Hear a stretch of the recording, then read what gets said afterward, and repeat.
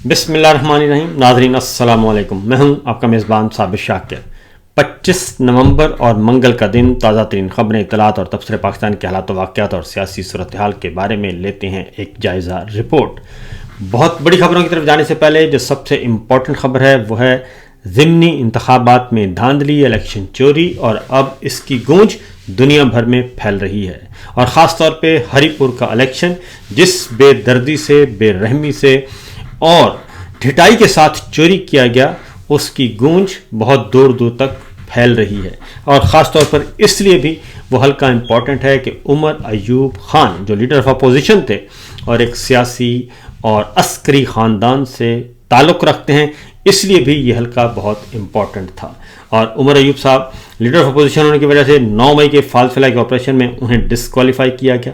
और जल्दी जल्दी ज़िमनी इलेक्शन करवाया गया। इलेक्शन वो जीत चुके थे, इसमें कोई शक नहीं, उनकी अहलिया इलेक्शन जीती हुई थी। लेकिन फिर खंदकें खोदी गईं और शफी जान ने, जो कि मुशीर इत्तलाआत हैं खैबर पख्तूनख्वा वज़ीर आला के, उन्होंने सारी की सारी हकीकत बयान कर दी। कल एक प्रेस कॉन्फ्रेंस की, मीडिया में आए, और न सिर्फ मीडिया में आए बल्कि टीवी टॉक शोज़ में भी बैठ के उन्होंने सारी हकीकत बयान कर दी कि किस तरीके से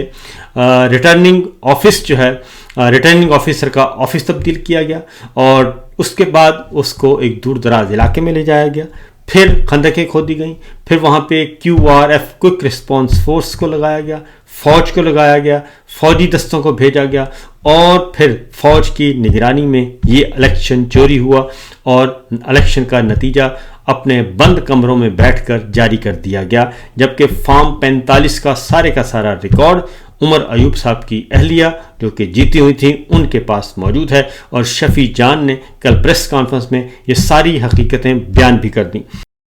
लेकिन दूसरी जानिब जो माउथ पीस हैं सरकार के और इस्टेब्लिशमेंट के और मुस्लिम लीग नवाज के, वो जो माउथ पीस हैं और उनकी गुफ्तगुओं से बहुत अच्छी तरह अंदाज़ा लगाया जा सकता है कि वो ये कह रहे हैं कि जनाब जो मर्ज़ी कर लें, अब तो यही फ़ैसला है जनाब बादशाह सलामत एंड कंपनी का कि अब कोई इलेक्शन नहीं होगा। अब इसी तरीके से जो मर्ज़ी कर लें, जितने मर्ज़ी वोट डाल लें, जितनी मर्ज़ी निगरानी कर लें, हम जब चाहेंगे जो चाहेंगे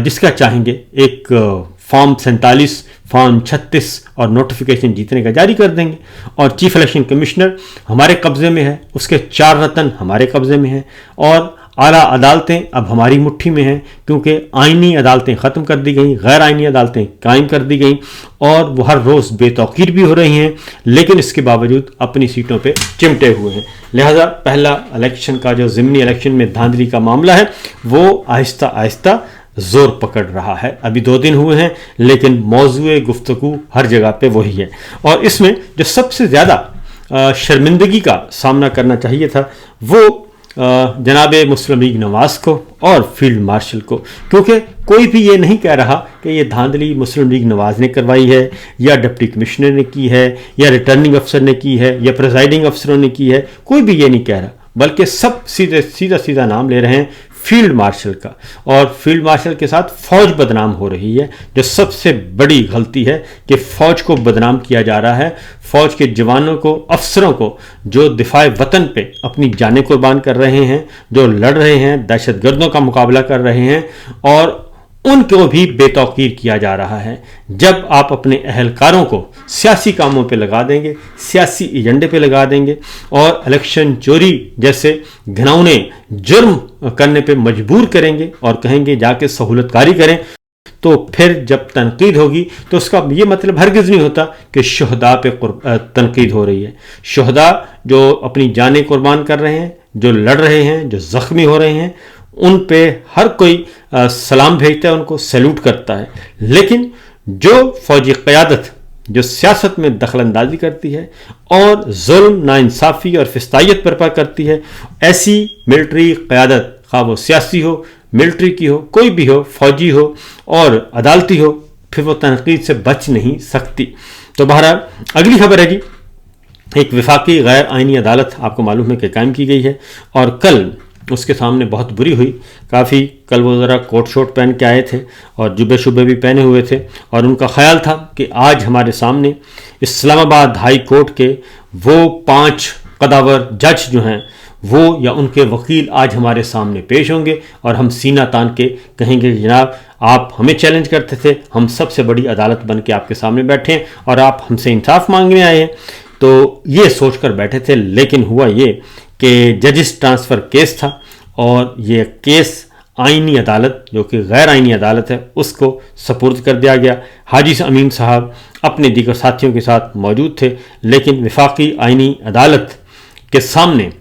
کوئی بھی پیش نہیں ہوا، نہ ہی آنریبل ججز جن میں جسٹس محسن اختر کیانی صاحب تھے، جسٹس بابر ستار صاحب، جسٹس طارق محمود جہانگیری، جسٹس اعجاز اسحاق صاحب، جسٹس سمن رفت صاحبہ نے شرکت نہیں کی اور وہ ان کے سامنے پیش نہیں ہوئے اور نہ ہی ان کے وکیل آئے. تو لہٰذا انہوں نے کیا بائیکاٹ اور دھڑلے سے کیا، اور جب بائیکاٹ کیا تو پھر وفاقی آئینی عدالت نے ان کی اپیل جو ہے انٹرا کورٹ اپیل عدم پیروی کی بنیاد پہ خارج کر دی. اب اس سے بڑی ذلت و رسوائی ہو نہیں سکتی، بے توقیری ہو نہیں سکتی کہ آپ کے سامنے کوئی آنے کے لیے یہی تیار نہیں ہے. آپ اور تو کیا ہونا ہے، آپ کے اپنے ساتھی ججز جو ہیں، آپ کے سبارڈینیٹ ججز، وہ بھی آپ پہ اعتبار نہیں کر رہے اور نہیں آ رہے. تو یہ ان آنریبل ججز کو ہمت کو، ان کی استقامت کو سیلوٹ کرنا چاہیے، سلام پیش کرنا چاہیے. یہ ایک امید کی کرن ہے اور فسطائیت کے خلاف اور ڈکٹیٹرشپ کے خلاف، آئین شکن عناصر کے خلاف لڑ رہے ہیں. اگلی ایک اور خبر ہے، اور کل ٹرانسفر ججز کیس میں ہی عمران خان صاحب کے وکیل نے کہا عدالت میں حاجی امین صاحب کو اور دیگر کو، انہوں نے کہا کہ عمران خان صاحب سے ہدایات لینی ہیں اور اس لیے جیل حکام کو ہدایت دیں کہ ہم ان سے ملاقات کریں. تو انہوں نے وفاقی آئینی عدالت جو کہ غیر آئینی ہے، حاجی امین صاحب اس کی سربراہی قیادت کر رہے تھے، تو ان کے سامنے عمران خان صاحب کے وکلا نے کہا کہ ہمیں عمران خان صاحب سے ملاقات کے لیے جیل حکام کو کہیں، ہم ان سے ملاقات کریں گے، ملاقات کر کے ان سے رائے لیں گے اور مشاورت کریں گے، وہ ہمارا کلائنٹ ہے تو لہٰذا آپ اجازت دے دیں. تو لیکن حاجی امین صاحب نے یہ کہا کہ جناب جس کورٹ نے انہیں جیل بھیجا ہے وہاں جائیں، ہمارا اس سے کوئی لینا دینا نہیں. یہ بشارت راجہ صاحب انہوں نے اس کو رپورٹ بھی کیا، ٹویٹ بھی کیا ہے، اور انہوں نے کہا جی آپ جائیں اس عدالت میں جس عدالت نے ان کو جیل بھیجا ہے، ہمارا کیا کام عمران خان صاحب کو کے بارے میں آپ کو کوئی حکم دیں. اصل مسئلہ یہ تھا کہ ان کو اپنی اوقات کار کا پتہ ہے، اگر وہ حکم دے بھی دیتے اور کہہ بھی دیتے تو تب بھی عمران خان صاحب سے ملاقات نہیں ہونی تھی. لہٰذا انہوں نے اپنی جو رہی صحیح تھوڑی بہت عزت ہے اس کو بچایا،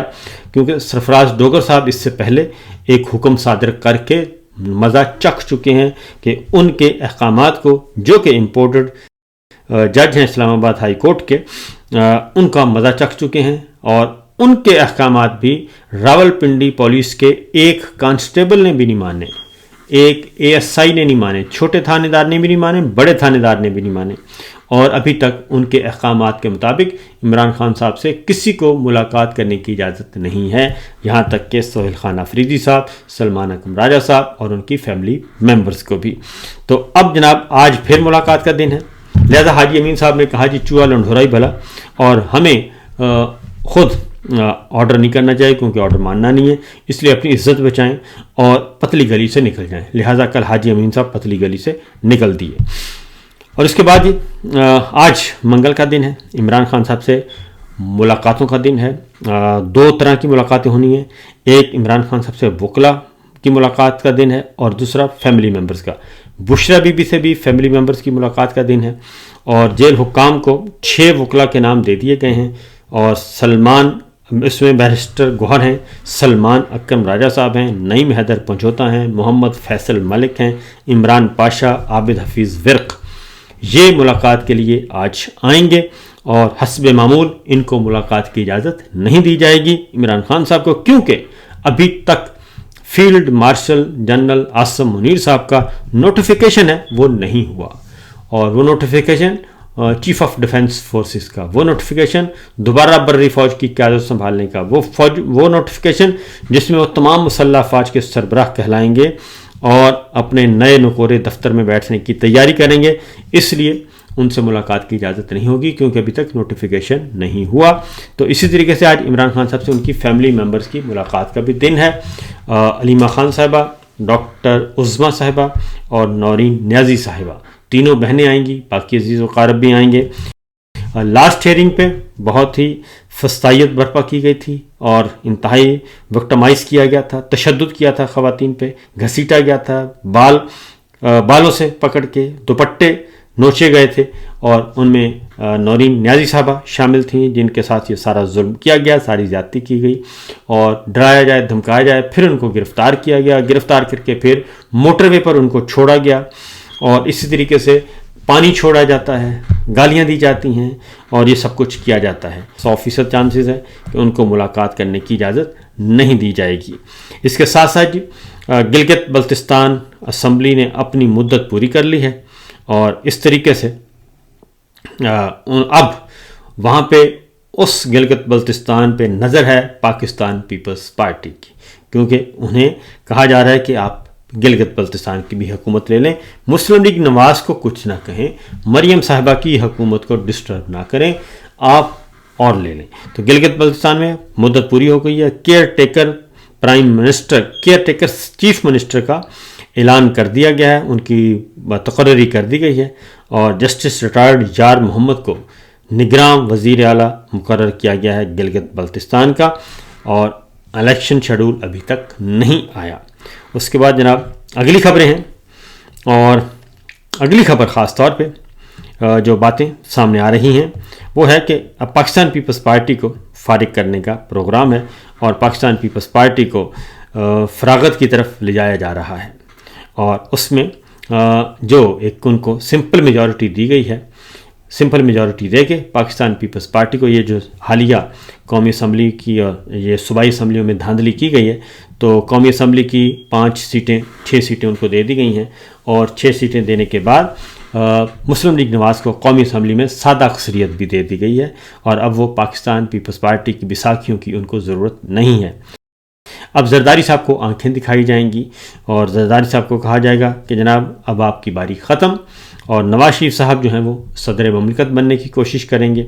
اور کہیں گے کہ جناب اب مجھے صدر بنائیں، کیونکہ مجھے وزیر اعظم تو آپ بنا نہیں سکے تو مجھے صدر بنائیں.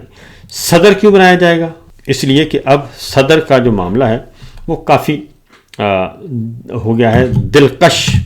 آ گئی ہے ایوان صدر کا عہدہ، اس لیے کہ اب استثناء دے دیا گیا تاحیات، یعنی جو مرضی کرو، ایک دفعہ آپ ایوان صدر میں چلے گئے تو اس کے بعد پھر آپ کو پوچھنے والا کوئی نہیں، آپ آئین، قانون، جمہوریت، بنیادی انسانی حقوق، ہر طرح کے جرائم سے آپ کو ماوراء قرار دے دیا گیا کہ آپ کے خلاف کوئی کارروائی ہو ہی نہیں سکتی، تاحیات استثناء دیا گیا ہے. لہٰذا نواز شریف صاحب بھی چاہیں گے کہ زرداری صاحب کو تو ہو گیا تاحیات استثناء، تو اب نواز شریف صاحب کہیں گے بھائی مجھے بھی دیں، تو مجھے بھی ایوان صدر سے گزاریں تاکہ مجھے بھی جو ہے وہ ایوان صدر کا جھولا لینے کا موقع ملے. تو دیکھتے ہیں کہ نواز شریف صاحب کی یہ خواہش پوری ہوتی ہے یا نہیں اور پیپلز پارٹی کو کس حد تک فیلڈ مارشل صاحب جو ہیں وہ لگانے کی کوشش کریں گے ٹھوکر، کیونکہ زیادہ چانسز یہی ہیں کہ اب ان کو ٹھوکر لگائی جائے گی اور یہ سب کچھ کیا جائے گا. تو فی الوقت اتنا ہی، اجازت دیجیے، اللہ حافظ.